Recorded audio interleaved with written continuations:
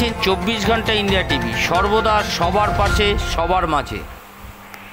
শিক্ষক আন্দোলনের বামপন্থী তিন নেতৃত্ব মিহির সান্যাল, সুব্রত সেনগুপ্ত এবং শক্তি দত্ত স্মারক বক্তৃতার আয়োজন করা হয় ব্যারাকপুর স্টেশন চত্বরে। আর এখানেই নিষ্ঠুর মানবিক পরিবেশ কতদিন এই স্মারক বক্তৃতার আয়োজন করা হয়। মিহির সান্যাল, সুব্রত সেনগুপ্ত, শক্তি দত্ত স্মৃতিরক্ষা কমিটির পক্ষ থেকে তিলোত্তমার উদ্দেশ্যে রক্তের শপথ। প্রধান বক্তা হিসাবে ছিলেন ডাক্তার রামচন্দ্র ডোম, মহিলা আন্দোলনের রাজ্যের নেত্রী জাহানারা খান, ডাক্তার গৌতম মুখার্জি এবং জননেতা সুজন ভট্টাচার্য, ব্যারাকপুর লোকসভা কেন্দ্রের প্রাক্তন সাংসদ তরিৎবরণ তোপদার। এই অনুষ্ঠানে সভাপতিত্ব করেন প্রাক্তন বিধায়ক, বিশিষ্ট শিরোগ বিশেষজ্ঞ ডাক্তার কেডি ঘোষ এবং সঞ্চালনা করেন নীলাদ্রি সুর। অনুষ্ঠান শুরু হয় পশ্চিমবঙ্গের বিজ্ঞান মঞ্চ মঙ্গল পাণ্ডে শাখার সদস্যরা। সঙ্গীতের মধ্যে দিয়ে এই অনুষ্ঠান আবৃত্তি করেন বিধায়ক তন্ময় ভট্টাচার্য। ছাড়া উপস্থিত ছিলেন শ্রমিক আন্দোলনের অন্যতম নেত্রী গার্গী চ্যাটার্জি, পীর মোহাম্মদ। এই অনুষ্ঠান ব্যারাকপুর অঞ্চলের বিভিন্ন স্তরের মানুষ অংশগ্রহণ করতে দেখা যায়। 24 ঘন্টা ইন্ডিয়া টিভির প্রতিনিধির বিশেষ প্রতিবেদন। টাকা দিয়ে তাদের দাম রেট ঠিক করে দেওয়া হয়, তাহলে তারা সুবিচার পাবে কোথা থেকে? রাজ্যের মুখ্যমন্ত্রী যারা অল্প বয়স্ক মেয়ে ধর্ষিতা হলে তার রেট, প্রাপ্তবয়স্ক হলে আরেক রেট, আর আমাদের তিলোত্তমার মতো বোনেরা যখন নির্যাতিত হয়ে মারা যায় তখন আবার তার রেট মুখ্যমন্ত্রী 10 লক্ষ টাকা ঠিক করে দেন। সেখানে আমরা সুবিচার পাবো কোথা থেকে? আজ ভারতবর্ষ স্বাধীন হয়ে আগে এইরকম ধরনের ব্রিটিশ সময় এরকম ধরনের ঘটনা ঘটেনি, আর ভারতবর্ষ স্বাধীন হবার পরও এই ধরনের ঘটনা ঘটেনি। আমাদের রাজ্যের মাথা হেঁট হয়ে গেছে, শুধু রাজ্য নয়, দেশ নয়, আর বিশ্বের কাছে। আপনারা জানেন ডাক্তারদের যে পত্রিকা বিদেশে বেরোয়, সেই ডাক্তারদের পত্রিকা যেটা ল্যান্ডসেট, সেটাতে আমাদের আরজিকর নিয়ে সে ঘটনা বেরিয়েছে। আজ গোটা বিদেশে মায়ের যে আমাদের মূল মেরুদণ্ড, বাবা মার পরে স্থান হচ্ছে আমাদের শিক্ষকদের। সেই শিক্ষক তাদের হাতে তৈরি করা ডাক্তার, উকিল, নার্স, ইঞ্জিনিয়ার মেরুদণ্ড করে সোজা হয়ে থাকার মতো যে শিক্ষা দিয়েছেন, সেই শিক্ষক যারা আমাদের এখানকার যারা আছেন পরবর্তী ওনারা বলবেন, তাদের শিক্ষায় শিক্ষিত হয়ে আজ আমাদের সমাজে বহু মানুষ আছে। ওনাদের তৈরি করা বহু প্রাক্তন ছাত্র ছাত্রী আছেন যারা আজ সমাজের মধ্যে প্রতিষ্ঠিত হয়েছেন।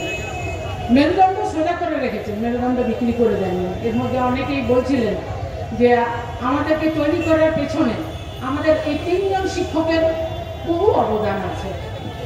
মানুষ জন্ম নিলে মৃত্যু হয়, ঠিক কথা, কিন্তু কিছু কিছু মৃত্যু আছে যে মানুষ চিরজীবন তাকে মনে করে রাখে।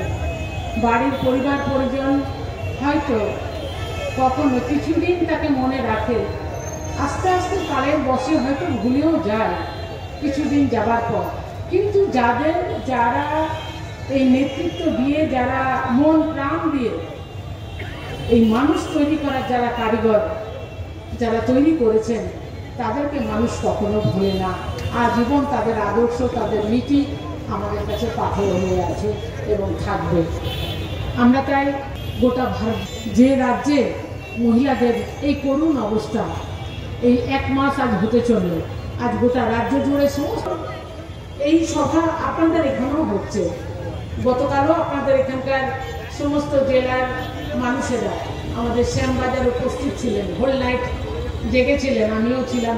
এই সরকার পরিবর্তনের পরে মহিলাদের উপর যে ধরনের অত্যাচার দিনের পর দিন যেভাবে চলে আসছে, সেই পার্ক স্ট্রিটের ঘটনা থেকে শুরু হয়েছিল।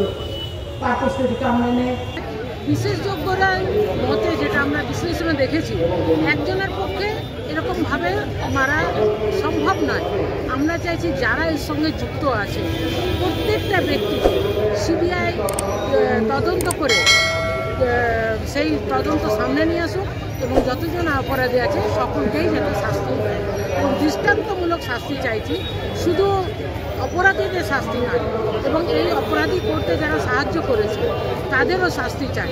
এবং রাজ্যের স্বাস্থ্যমন্ত্রী, স্বরাষ্ট্রমন্ত্রী এবং পুলিশ কমিশনার যার সহযোগিতা ছাড়া এইভাবে প্রমাণ লোপাট হতো না, তাদের সকলেরই আমরা শাস্তি চাইছি এবং তাদের আমরা দেখেছি যে প্রথম পার্ক স্ট্রিট ঘটনা, কামদনি, মধ্যমগ্রাম, পরপর এবং এই ঘটনার পরও প্রায় 5 থেকে 6 জনের উপরে ঘটনা ঘটলো।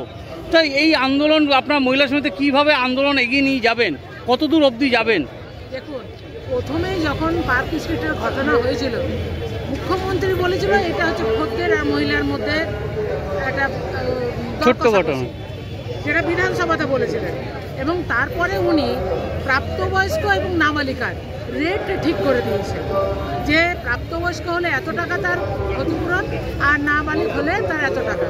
আর আপনারা দেখেছেন এই তিলোত্তমার ব্যাপারে 10 লক্ষ টাকা উনি করে দিয়েছেন। যেখানে সরকার চায় প্রমাণ লোপাট, মানুষ যদি সে প্রমাণটাই যদি চার্জশিটটাই যদি ঠিক মতো না হয়, তাহলে শাস্তি পাবে কি করে? কামদুনির সময়ও বলেছিলেন, আনিস খানেরও আমরা দেখেছি, সুদীপ্তি গুপ্তেরও দেখেছি। গোটা রাজ্য জুড়ে মহিলা 2018 সালে যে 213টা ফাস্ট ট্র্যাক কোর্ট যেটা বানাবার কথা বলা হয়েছিল, 5 বছর মুখ্যমন্ত্রী চুপ থাকলেন এবং 23টা পক্সো করেননি। গত বছরে উনি একটা সম্মতি জানিয়েছেন 48,000 মতো কেস যেটা পক্সোর এটা এখনো পড়ে রয়েছে, বিচার হচ্ছে না। তো মানুষ সুবিচার পাবে কোথায়?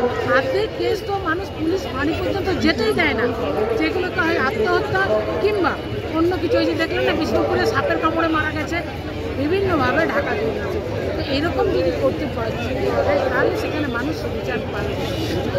এবারে মানুষ বুঝতে পেরেছে এটাকেও আত্মহত্যা বলে চালিয়ে দেওয়ার কথা, আপনারা দেখেছেন, সবাই জানেন। তো এবার মানুষ চাইছে আর কোনো তিলোত্তমাকে যেন আমাদের মতো এরকম কাণ্ড যেন হতে না হয়, আর কোনো মানুষ যেন তার মেয়েকে সন্তানকে না হারায়।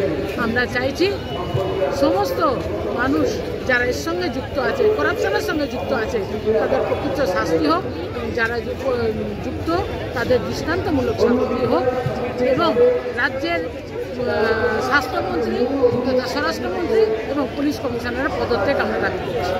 আপনার নামটা বলবেন? আমার নাম জাহানারা খান, সারবাদ গণতান্ত্রিক মহিলা সমিতি।